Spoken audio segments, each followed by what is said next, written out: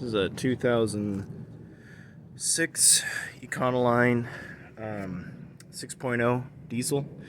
Just showing how to remove the upper fuel filter.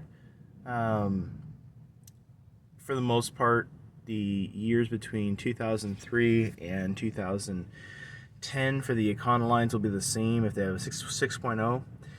And basically it's simple up here, but there are a few things you'll have to remove in order to do the repair. First of all, you're going to have this bracket that is in the way. I have a 10 millimeter. Sorry. Put that there. Obviously, I'm doing other repairs, and so I had already removed some of the parts. Basically, you have 3 bolts holding this piece in here. They're all going to be 8 millimeters. Those are what are in view there.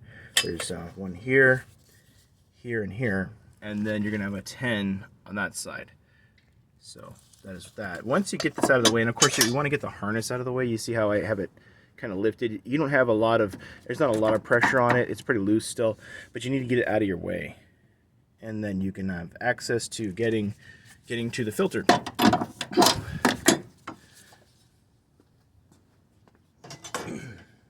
And then you want to take 24 millimeter, hard to do this with one hand, 24 millimeter ratchet. It's going to have to be kind of a low profile socket to a certain degree because obviously there's a lack of space. Now I already removed the filter element, so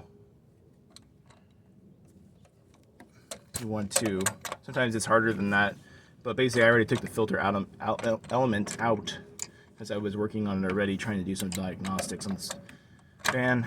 It's actually quite hard to do with one hand because of the angle, but either way, you get the idea. Once you get the filter element, it usually comes out with the cap. Not always, but in either case, you would unscrew the cap, and it's not loose enough yet. Unscrew the cap, take the filter element out, and then you swap them. Of course, you're going to have to take the filter off of the cap in order to get past this clearance area. There's not a lot of clearance, so you detach the two.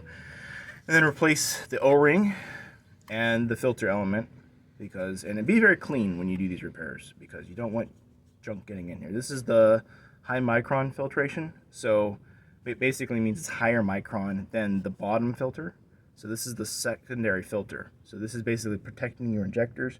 The one below is what's protecting, basically separating water and larger elements. So anyways, there's that up here. And below,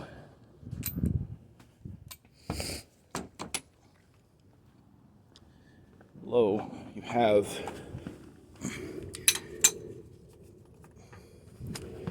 filter element, which looks like this. And so you're going to have your water and fuel. I'm sorry.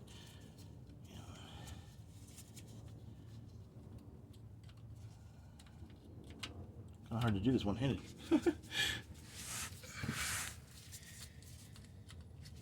Alright, so normally the connector's there. That's the water and fuel connector.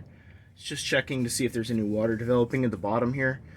It's a conductive sensor. Basically, when it's submerged in water, it's going to allow conductivity between the 2 pins on the inside, and that will allow basically electricity to go between the 2 pins, and that's how the computer determines if you have water in there, because diesel is not very conductive.